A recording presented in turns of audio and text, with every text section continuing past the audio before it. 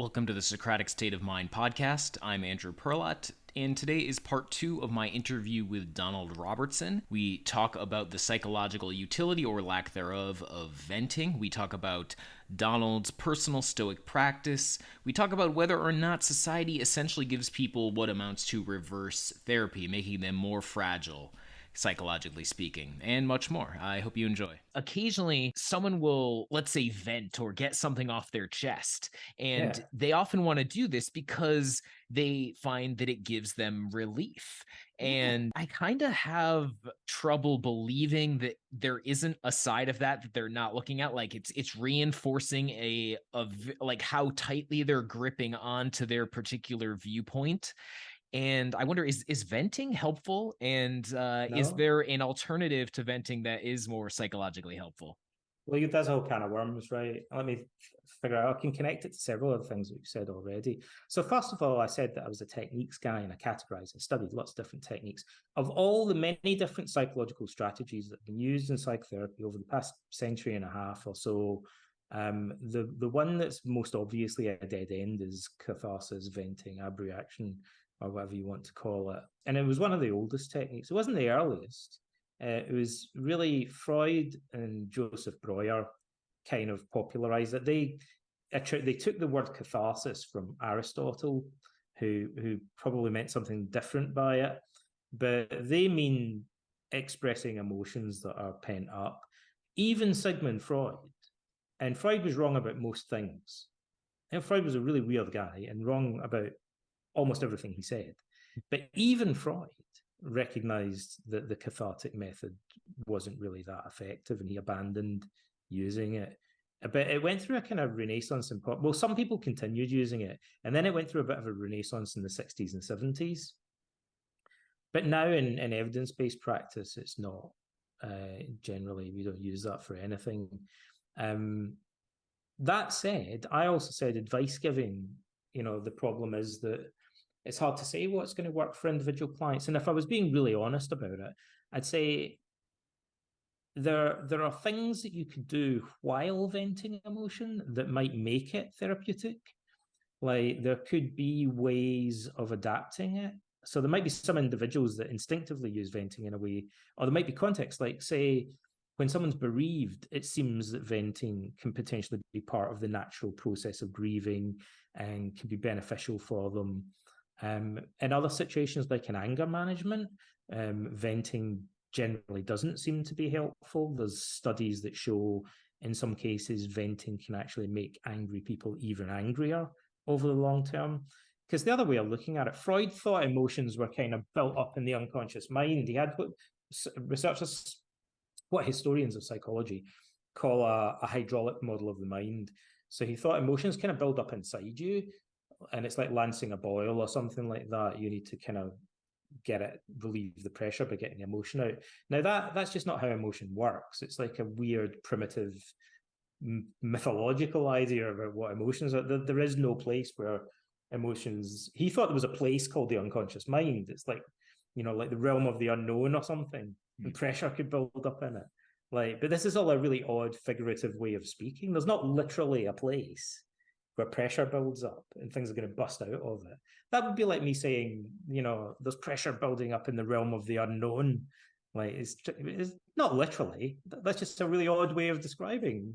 The realm of the unknown isn't a physical place, right? I can make it sound like it is, but it'd be weird to think of it as building up pressure in that way and then interpret that kind of literally. That's what Freud basically does with the unconscious mind.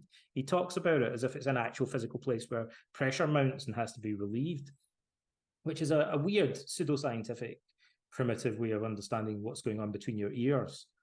Now, what most people today would say, based on what we know about cognitive and behavioral psychology, is that often if somebody expresses an emotion repeatedly, rather than relieving it, they make it more habitual.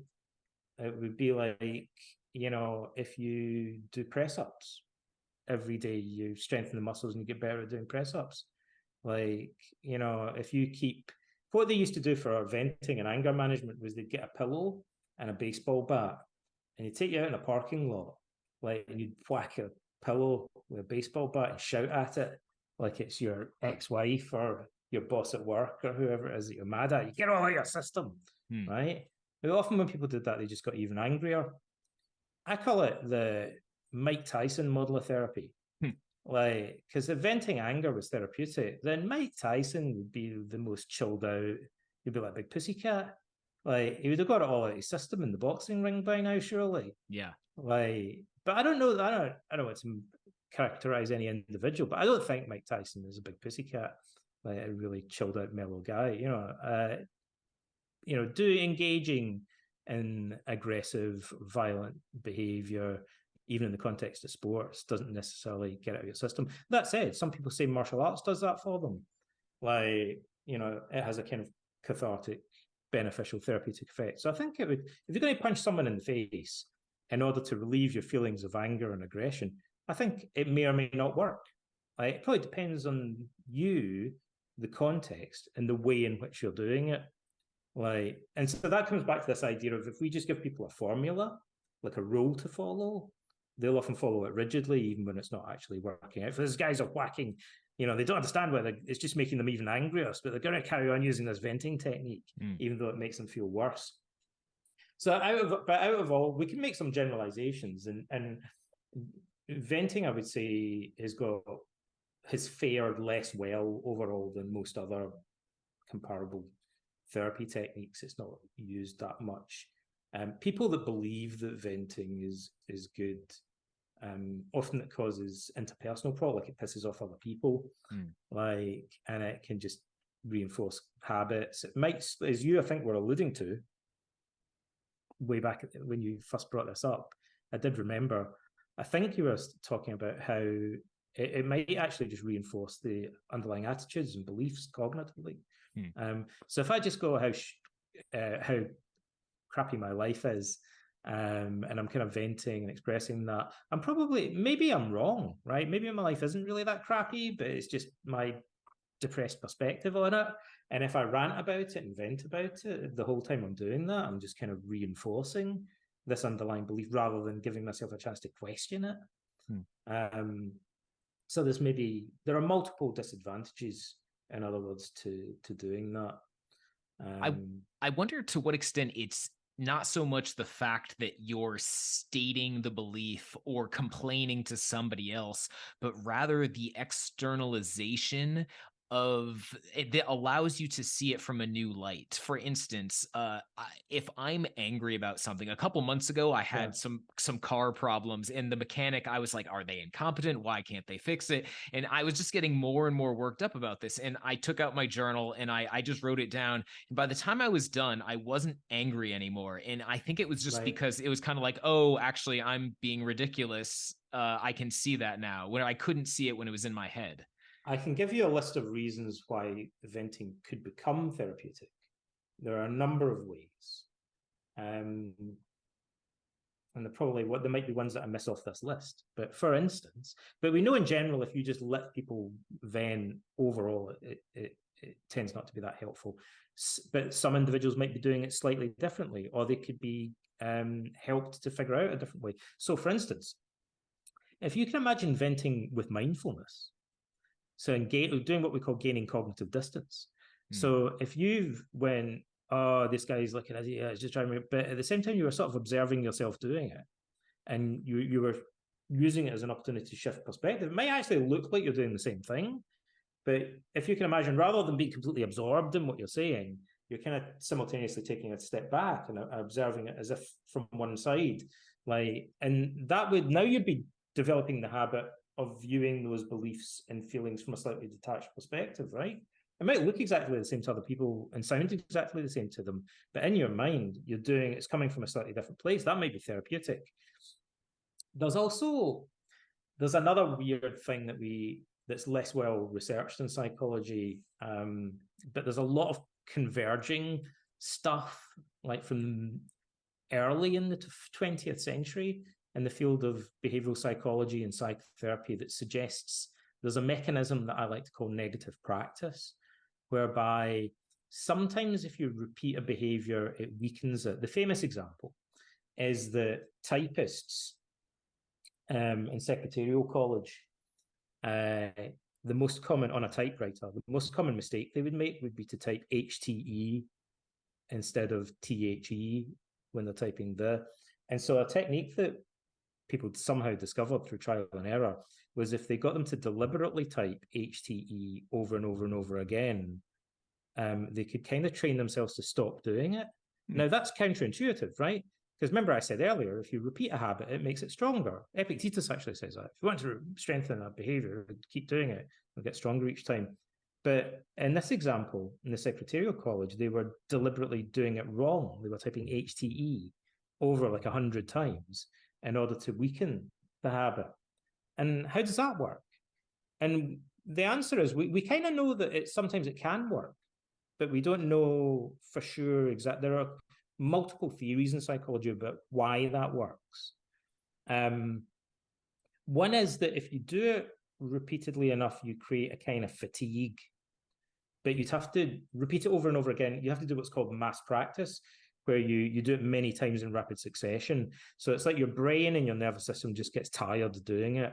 And then after a while, you associate this kind of feeling of exhaustion with the behavior, and then that damps down or diminishes the strength of the habit in the future. So there may be a way of doing it. That's got to do with how quickly you would do it and how repetitively you would do it.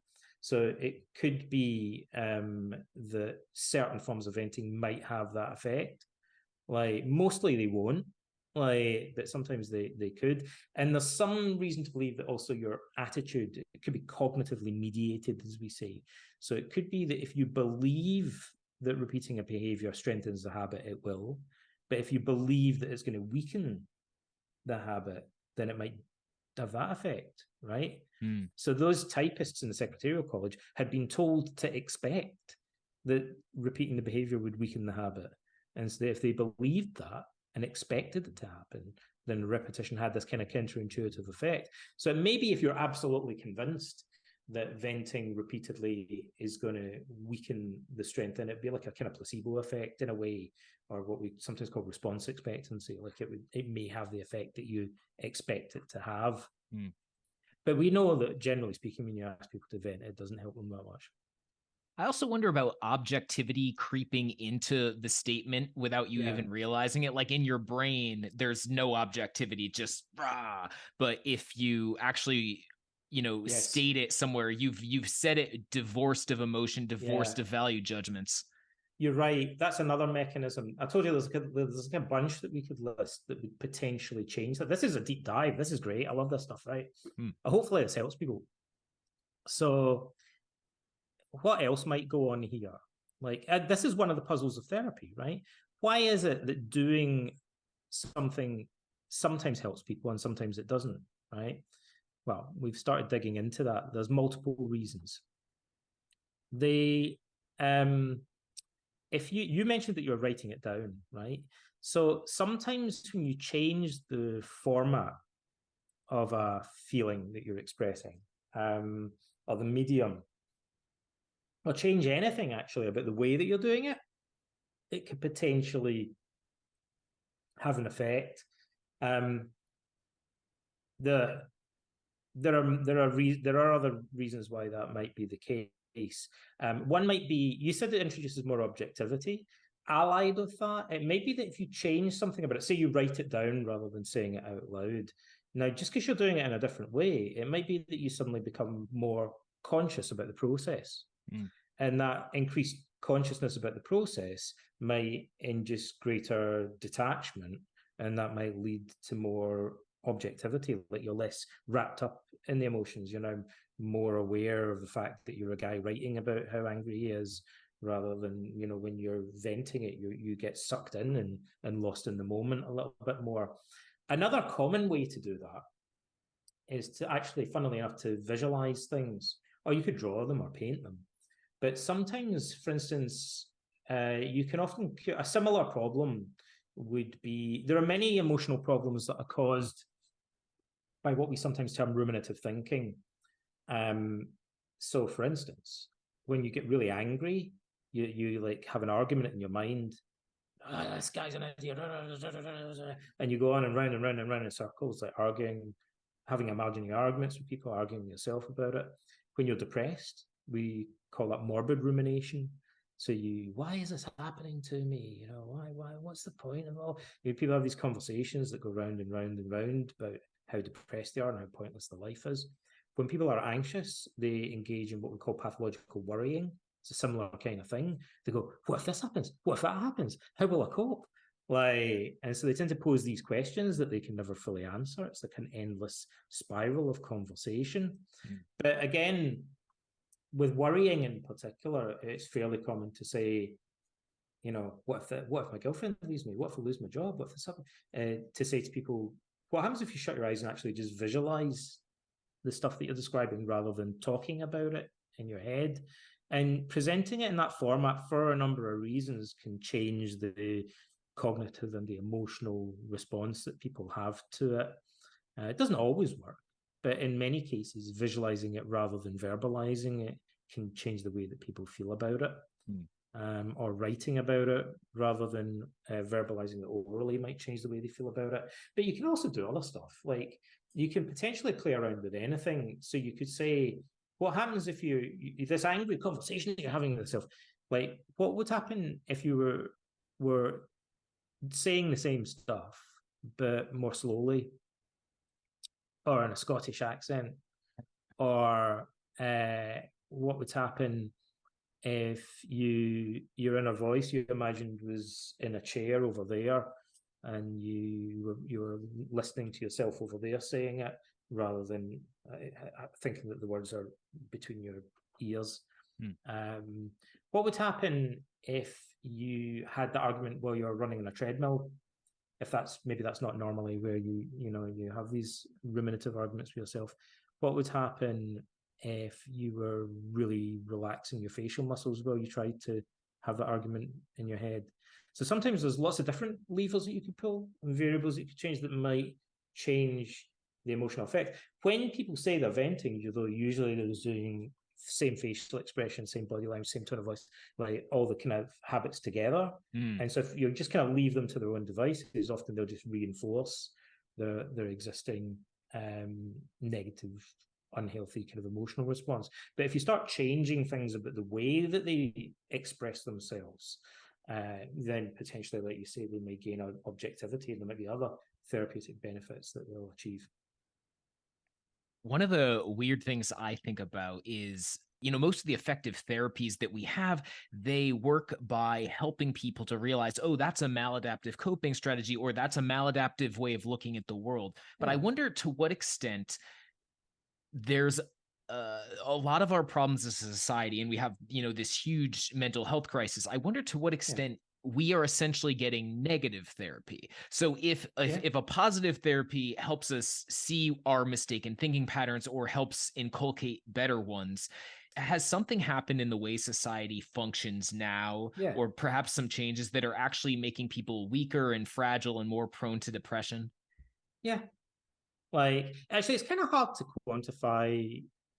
There's a number of reasons why it's difficult to really gauge how much worse mental health is in different countries or over time. But generally, it seems like these problems are getting somewhat worse. Definitely, there are evil hypnotists out there, as it were, figuratively speaking, right? There's kind of stuff out there that's having a counter-therapeutic effect on us. Some of it even poses as therapy, funnily enough. Right? There's bad advice out there. I'll give you an example. Let's trace it all the way back to a famous philosophy precedent. Socrates in Book 1 of Plato's Republic. It's in book 3 of Plato's Republic. Socrates is talking about the Greek tragedies. And he says something really weird. Socrates says a lot of really weird stuff. So he's talking to Glaucon, who's Plato's brother, and they're talking about the Greek tragedies. And Socrates says, "I don't really think the Greek tragedies are really that healthy for people to be like reading and stuff."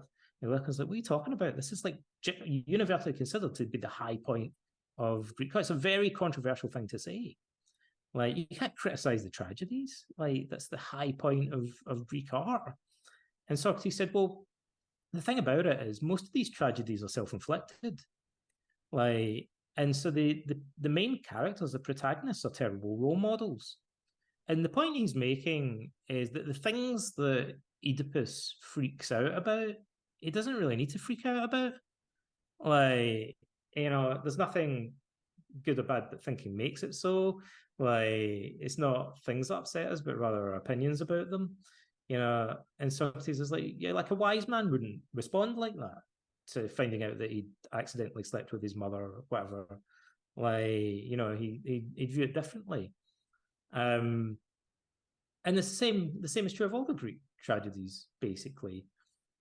Medea murders her own children because she's so upset with her husband. And the Stoics were really obsessed with this story because they're like, she could have responded, but there's no reason that she had to respond like that. She could have viewed the whole situation completely. She could have thought, I'm glad that this guy's left me. I'm better off without him. She could have said, there's 101 other narratives that she could have told herself about that situation, but she picked the one that's most tragic and upsetting. It's self-inflicted tragedy, though. And the Greek tragedies kind of specialize in a way. And so they're kind of case studies in psychopathology in a way. So that's evil hypnosis that I'm talking about.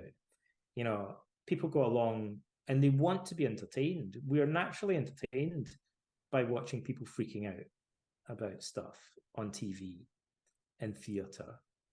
Reality TV, no one would watch it if people acted responsibly and were rational about things. If people were really philosophical and rational about things, we wouldn't have them on reality TV shows. The people on reality TV shows not only are pretty neurotic to begin with, but they probably ham it up for the cameras as well. Like, they know they get rewarded for behaving in a more childlike, neurotic manner. And so do social media influencers. It gets more attention, more eyes on them. The algorithms reward that. People ranting, making sweeping generalizations, it's kind of addictive for us to watch that. And that's exactly the point that Socrates is making. He's like, a wise person wouldn't respond to that, but then you wouldn't want to watch a tragedy about a Stoic philosopher, and that's because he would just be like, indifferent to his husband leaving him, or her husband leaving her, or whatever. So I think we're surrounded by bad role models, and there are other reasons why we tend to be misled, I think. I also wonder, we've got these role models who are probably not the best, but there's also, when I was growing up, I don't know if they still use this, but sticks and stones may break your bones, but words will never hurt you. And I almost feel like we have gone in the opposite direction of that, at least, kind of on college campuses where it's okay, well, this speaker could actually hurt you with his words. And so therefore, not only are we going to deprive you of the opportunity to get that stressor and become more resilient by overcoming it, but actually we're going to tell you, actually, this can hurt you. You better go to you better not be exposed to this at all. It's bad. It's evil. Let's stop it. And I feel like that ends up making people weak or psychologically fragile. The problem is that the truth is somewhere in the middle, right? It's not that words could never hurt anybody, and so we should forget all about that. And it's not the case that we should protect people from everything either. But let me give you an example. I think the example that people forget, I wrote an article about this a while ago, and as I was writing it, I realized how complex the answer really was. The idea of trigger words on university campuses originally came from the fact that if someone had been for example, been through something traumatic, like they've been a victim of rape, that you wouldn't want to just suddenly show them a video discussing the subject of rape without any prior warning, because people with PTSD literally have it triggered. And you might say, well, that's so unusual. Well, it's not really, actually. Unfortunately, sexual assault is pretty common. And because there's a social stigma about it, and people don't go around with a badge on that says, I was raped when I was a kid. The rest of us underestimate how common it is, right? And if you have a lecture theatre with 100 people in it, there's a fairly good chance, especially if you do this on a regular basis, There are going to be people in the class that have been victims of sexual assault, like just by the law of averages, statistically. Like that's one of the things about being a teacher or a lecturer. If you're lecturing thousands of students, like you're going to have a larger percentage of them than most people realize are going to have mental health problems. And very quickly you're going to find out you only need it to happen once, and then you think, oh, I guess I better not do that again. Like, there's all sorts of problems here. So I should exercise some caution. People don't have complete the thing about PTSD in particular is that it is reflex-like.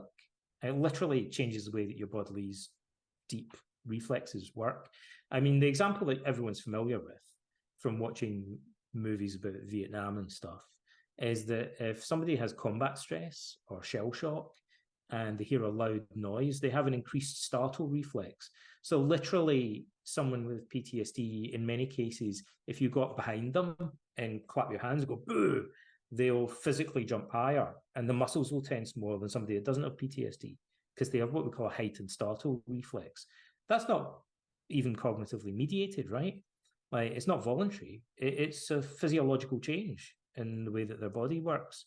So it's true that you would just learn through trial and error that you'd figure out, universities would figure out that it does cause a problem if you talk about certain things in front of a bunch of strangers and large numbers of them. Like, if you have 100 students in a lecture theatre, you only need one of them to bust into tears, like, for it to become a whole scene, and then everyone has to deal with it. And the problems are multi-layered, by the way. I guess often people haven't really thought through the implications of it.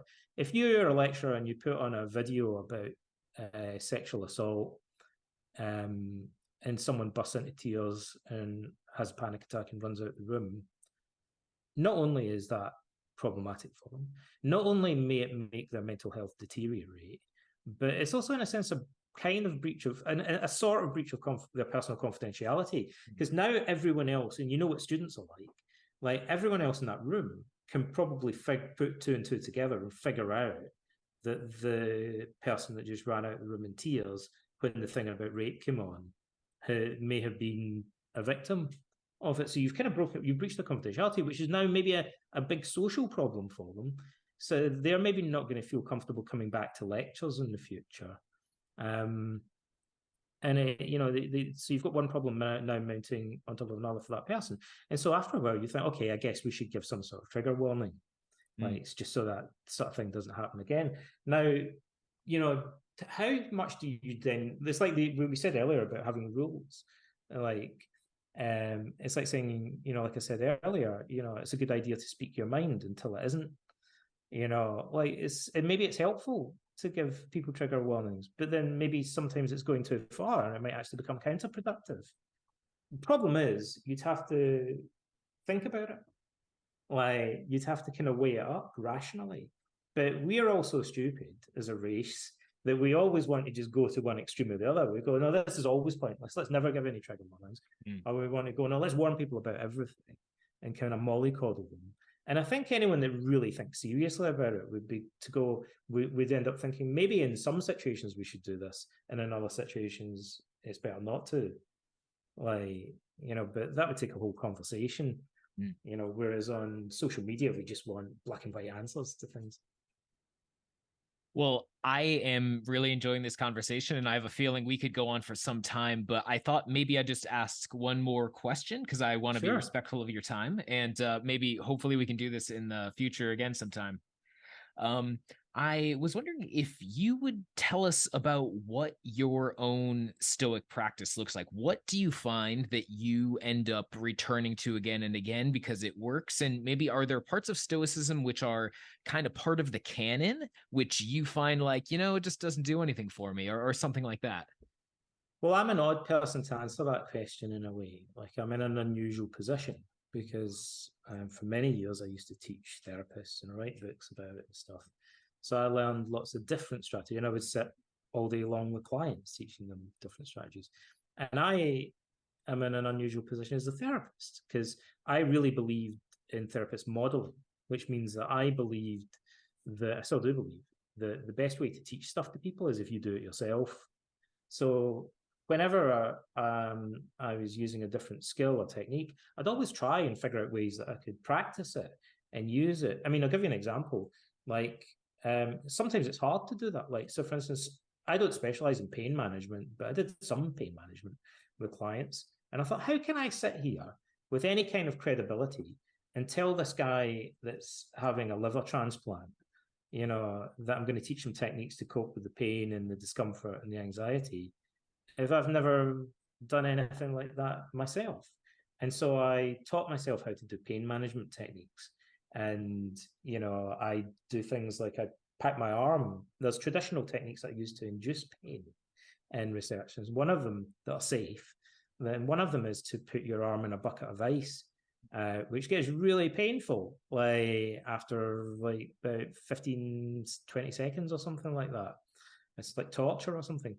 But there's other types of exercise. You could do the plank actually or something like that, and you could use, there's an exercise that loads of people do. And you could use pain management techniques on that to cope with it. It becomes very uncomfortable, like after a while, maybe after like I say a minute or so. So I tried lots and lots of different techniques, and then over the years, there are techniques that I keep going back to, and then there's ones that I'll use consistently for specific purposes. So, for instance, at the moment, because of a particular book that I'm working on, every day, pretty much every day, I'll sit for about 10 minutes and I'll practice a meditation technique called the Benson method, which I combine with Stoicism. So the Benson method involves just sitting with your eyes shut and repeating a word in your mind every time you exhale. But when I do that, I'll think about the fact that repeating the word is voluntary and the distinction between that and the involuntary aspects of my experience, so the thoughts and memories and impressions that happen automatically. So I use it as an opportunity to heighten my awareness of the distinction between voluntary and involuntary cognitive events or processes, basically. But the technique is just sitting with your eyes shut, repeating a word every time you exhale. And then I'll open my eyes, and for 10 minutes with a stopwatch, like I'll do a kind of cognitive disputation exercise. And I'll do versions of it, but I'll say I'm working on the Socratic method. So I'll maybe take a word like wisdom or justice, and I'll write a definition of it. And then I'll try to brainstorm exceptions to the definition. And then I'll try and brainstorm exceptions to the exceptions. Or I'll identify a behavior and I'll sit like with a document on my computer and I'll brainstorm pros and cons to doing something. And then I'll try to think up ways to enhance the pros and ways to minimize or prevent the cons. And then I'll shut my eyes and I'll visualize, I'll do a modeling exercise for 10 minutes. So the whole thing takes me half an hour. So I'm doing 3 things. And I'll imagine that at the moment, because I'm writing a book about Socrates, I imagine that I'm speaking to Socrates. So I always shake his hand first, which he thinks is kind of weird, but he's kind of getting used to it now, right? And then I'll have a conversation with him and I'll ask him about stuff that I'm thinking about writing. And he'll kind of give me advice or comment, or he'll tell me that he thinks something's a bad idea. And I'm very surprised actually, like how little regard Socrates has for historical accuracy. That's something that I would say about him. My imaginary Socrates, like he's less bothered about it. He's more interested in whether, you know, something kind of gets a point across than whether it's strictly historically accurate. And I'm like, well, like what did you actually say in the situation? And is this the order that these things actually happened? And he's kind of like, well, what difference does that make? And I was like, well, why do I get it right for the history? And it's like, well, surely the main thing is just to kind of get the point across. Like, so we have that kind of debate a lot. And I'm like, yeah, but I still kind of want to get the history right. So that's kind of what I do. It's a sort of modeling exercise, for want of a better way of describing it. But they're three quite different exercises. One is very meditative. The other is more like a writing technique, and the other is more kind of visualization technique. And I do a bunch of other things as well, but that's probably the easiest one to describe. That's interesting. I feel the same way about, I guess it's been about, I don't know, 20 plus years since I was like 17 or something when I first cracked open Meditations. And I've read that book so many times that I feel like Marcus is kind of in my brain, that I can actually have conversations with him. I kind of guess what he'll tell me.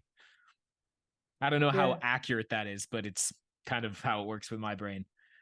Yeah, I think in the ancient world, it was more common for people to do that. It seems like look at all the dialogues they wrote. That's a kind of variation of the same thing. People who had never met Socrates wrote Socratic dialogues, right? So in order to do that, they have to, it's in some way, I don't know if they literally shut their eyes and visualized it, but they're having to use their imagination to put words in his mouth. And, to be honest, that probably started with Plato. It's generally believed, we're not 100% sure, but the general belief among scholars is that Plato started off writing dialogues. He wrote a lot of them. He started off writing dialogues that were fairly accurate representations of what went down. And then after a while, there was more and more poetic license, until by the end of it, he's just kind of making stuff up that he wants Socrates to say, or that he thinks Socrates might plausibly have said, such as the theory of forms, which Aristotle specifically tells us Plato made up. And yet Plato portrays Socrates saying it. So, it could be that Plato's just like, I'm going to pretend Socrates said this. Or it might be that Plato's thinking, I can imagine Socrates would say this sort of thing if he was given the chance. Or maybe somewhere in between. But this wasn't an unusual thing for people to do. And it's a natural human instinct to engage in this sort of imaginative exercise, just like you described. Okay, I know I promised that was the last question, but I actually got one more for you. This is super academic, and I've been wondering about it for years, and I know you're writing a biography of Marcus Aurelius, so cool. I'm going to throw this at you. So by my best count, something like for 132 years after Marcus died, there were at least 15 Roman emperors that adopted all or part of his name when they got to the throne. And I've always wondered, was this merely an attempt to say, as the immediate successors to Commodus did, that actually Marcus is adopted me, and that he just didn't tell anyone, which is kind of patently ridiculous. Like, I'm part of that legitimate dynasty too. Or was this because even 100 plus years after his death, that the Roman people still thought of him as the best emperor of their era, that this was something that the new emperors wanted to try to live up to and try to insinuate that they would be like them by adopting his name? Actually, I'm not so much of an expert on the things that happened generations after Marcus's death. I know a lot about Marcus's life, but my belief is that, yes, you're right, that they are looking back to a golden age. Here's some clues. Right, Cassius Dio, who became a senator under Commodus, explicitly says that, literally says, like, that Marcus Aurelius's reign was the end of a golden age, and after that, he says the Roman Empire turned to an era of rust, iron and rust, he says, rather than the golden age. It all kind of went downhill from there. That's a bit of a simplification of history, but for sure, I think the Romans look back on Marcus Aurelius as a kind of golden age, and they wanted to identify themselves with that. And also, the Severans kind of probably set a precedent in that regard, and then other people just sort of followed it. But the interesting thing is that they want to identify with Marcus more than they want to identify with Commodus, which maybe isn't a surprise, but it kind of reinforces the idea that Commodus was probably perceived as a bad emperor and Marcus was probably perceived as a good one. And also, incidentally, some people argue about this. Here's a real bit of trivia for you. Marcus ruled as co-emperor alongside his adoptive brother, Lucius Verus. And Lucius Verus is kind of made out to be not a bad person, but kind of a neglectful emperor, like actually literally a drunkard, like an alcoholic, and negligent of his duties, basically. In the Roman, in Cassius Dio and Historia Augusta and stuff. And some people think that's unfair. It's like Roman propaganda or whether it's biased. There's a good biography called Lucius Verus and the Roman Defense of the East that came out fairly recently that tries to make the case for defending Lucius Verus. And I think it's awesome. I love reading it, but I don't agree with it. Like, I think probably Lucius Verus was a bit like that. And again, I'm not aware, like subsequent generations, it's Marcus that they want to identify with, not his adopted brother. Like no one looks back and says, do you remember the golden age of Lucius Verus ruling? Yeah. I want to say it doesn't happen. Like, why not?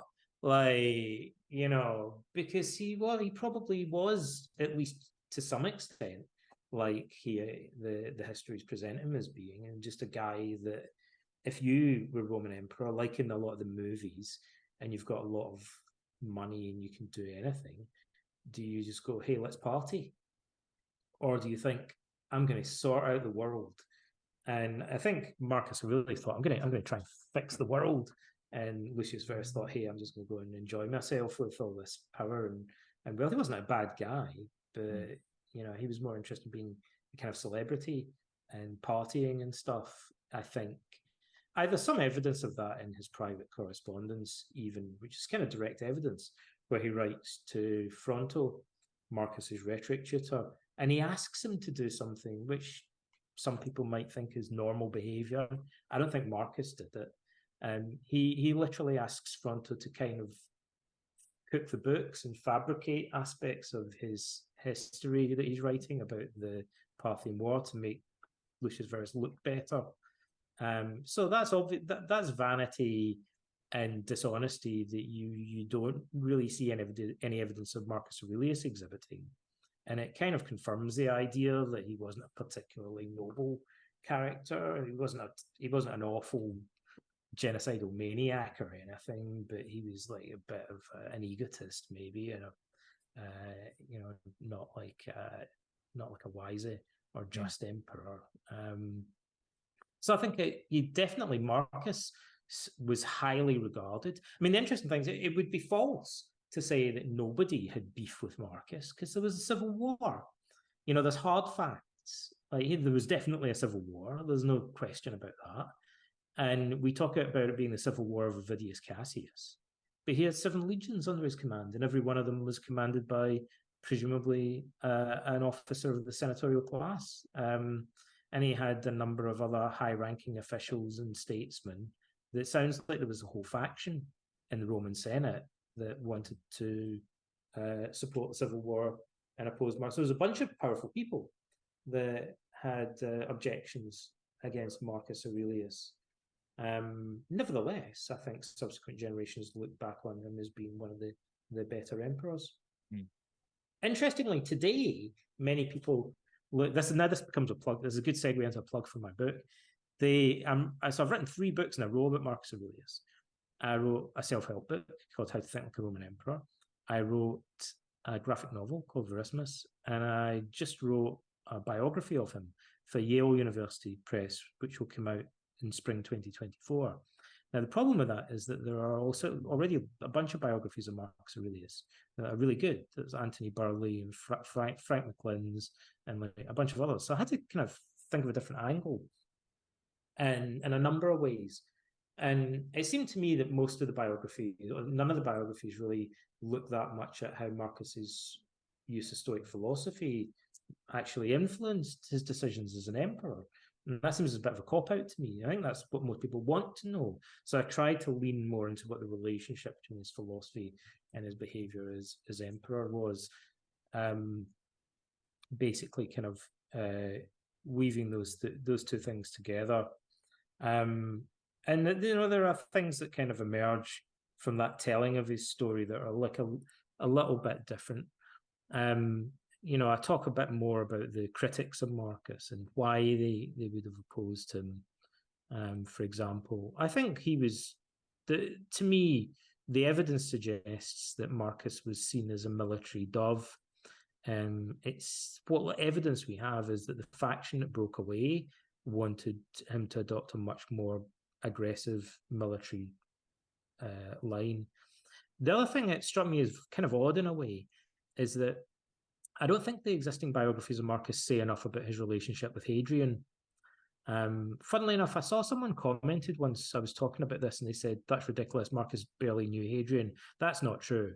Hadrian had a huge influence over Marcus's early life. Well, they lived together for a while. He moved he moved into his house for, it was about 3 or 4 months, if I remember rightly, towards the end of Hadrian's life. He lived in Hadrian's villa, yeah. But even prior to that, Hadrian made all these decisions about controlling and shaping Marcus's future. Life was very entwined with Hadrian's goals for him. And what I was going to say is that Marcus being looked back on as a good emperor. Today, people often point to Hadrian as being one of the better Roman emperors. But when Marcus knew him, and for example, the book Memoirs of Hadrian by Marguerite Yourcenar is a classic, but it's historical fiction and it portrays Hadrian in a very positive light. And it consists, by the way, of letters that Hadrian's supposed to be writing to Marcus Aurelius, although we never see Marcus's reply. So it's about their relationship in a sense. But it's a real whitewashing of Hadrian. It excuses all the bad things that he does, basically. But by the time Marcus knew Hadrian, by the time he moved into his villa, Hadrian was a train wreck. It was horrific what was going on. He was having political purges, in part against members of Marcus's family. He was a physical mess. He was in terrible, terrible physical condition. He kept trying to commit suicide. And he moved out of Rome. He had this villa outside of Rome. So it was clear that he was setting himself up in kind of opposition to the Senate. He didn't see himself as part of the system that was ruling Rome. And they wanted to refuse to deify him after his death, to annul his acts and so on. So it's pretty clear the Senate couldn't stand him. We're told that repeatedly. They hated him. At the very least, it's pretty clear that Cassius Dio couldn't stand him, and he was a senator.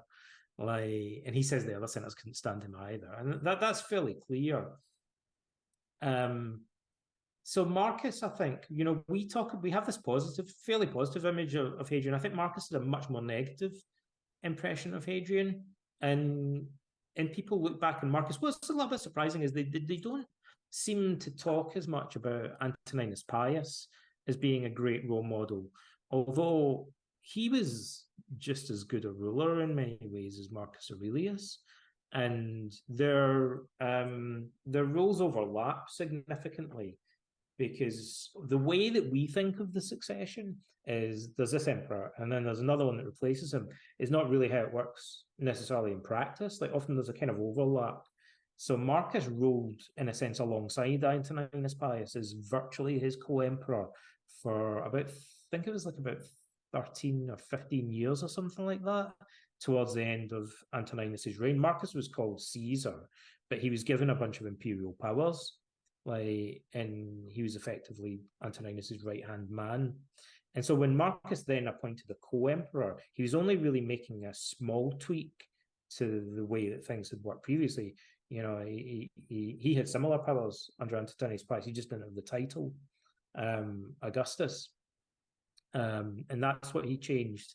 But there's an overlap between their role, and yet it's Marcus that seems more of the celebrity, the role model that people look back to in subsequent generations.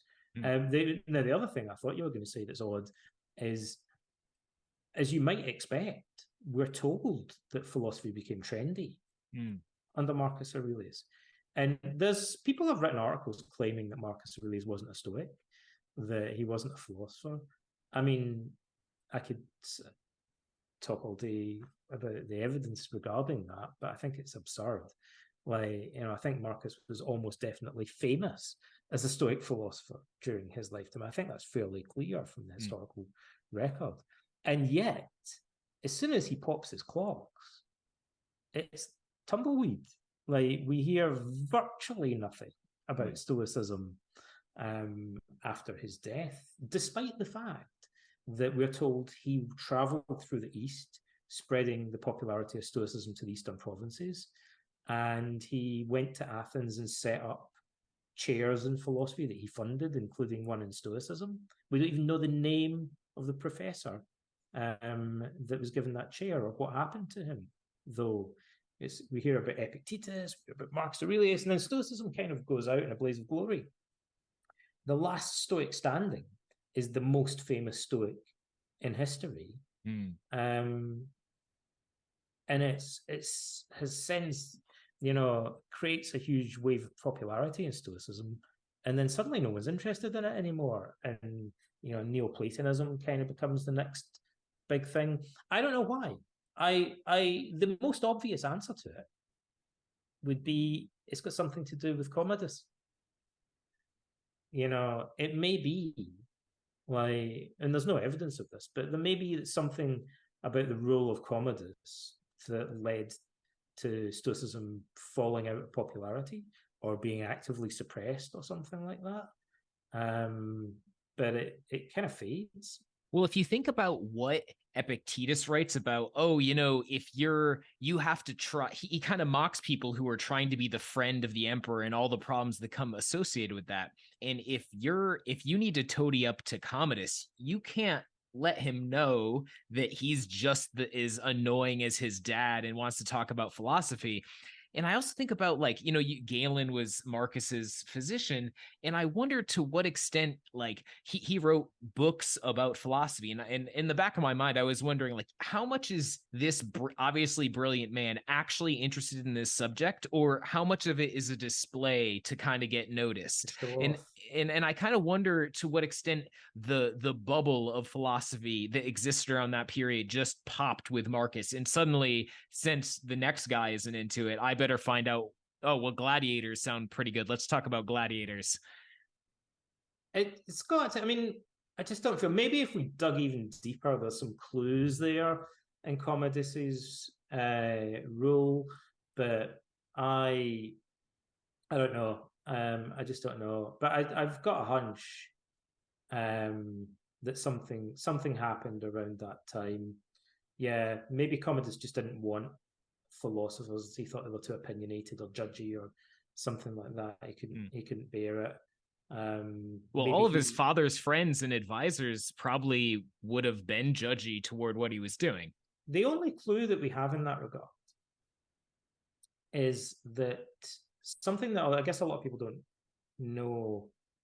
There's a historical figure that's a little tiny bit like the character of Maximus in the movie Gladiator. So Marcus Aurelius had a son-in-law called Pompeianus, who was his senior general on the Danube frontier, and he's depicted in the Aurelian column. For example, standing by Marcus's side, we believe. And he not only was he Marcus's son-in-law, but he married Lucius Verus's widow, Lucilla, who was an Augusta. So he kind of, in a sense, married, it doesn't translate from Latin into English, but he's in a sense, he's married to an empress, and he's the son-in-law of Marcus Aurelius, and is his right-hand man. So he's kind of next in line to the throne, in a sense. He's Commodus's main rival in that regard. Marcus, we're told, asked him to become Caesar. So he would have been co-emperor with Commodus or an interim ruler or something like that, but he refused for some reason. We don't know exactly why.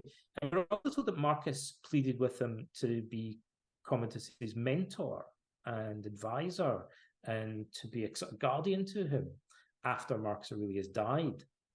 But Commodus bailed on him. He left Pompeianus on the Danube frontier and went back to Rome. So he got as far away from him as he could.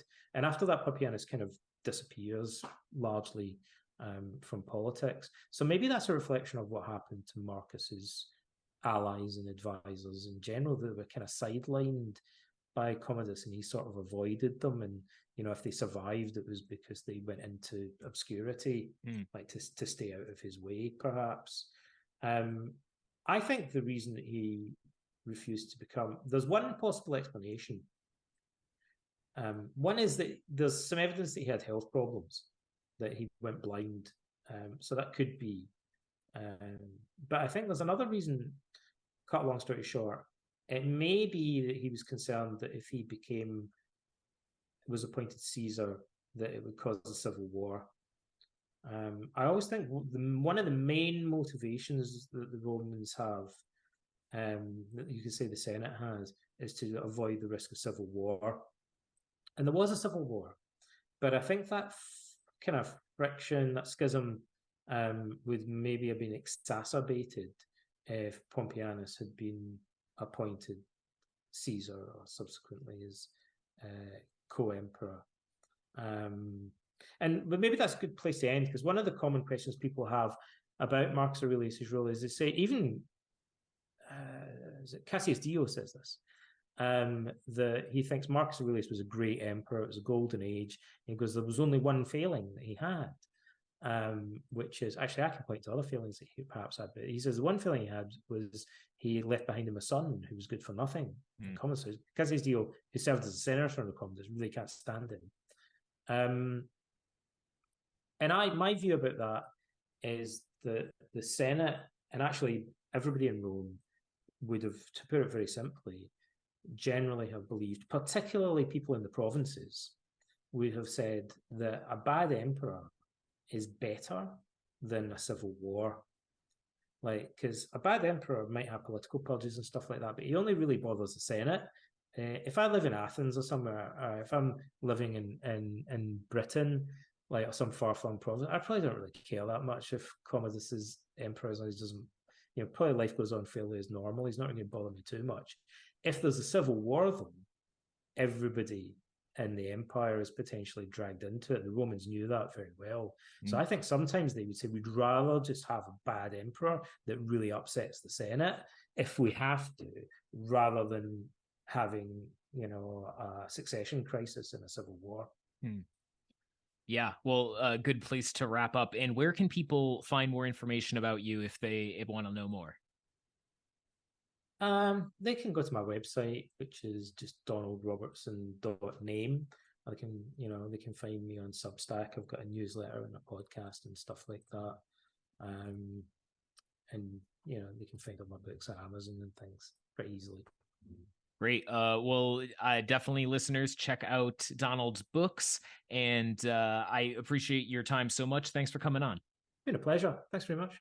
Thanks for listening. If you enjoyed this podcast, I'd appreciate it if you would give us a review on Apple Podcasts or whatever podcasting app you use to listen. It helps other people find this podcast and ultimately helps me keep doing this. Thank you.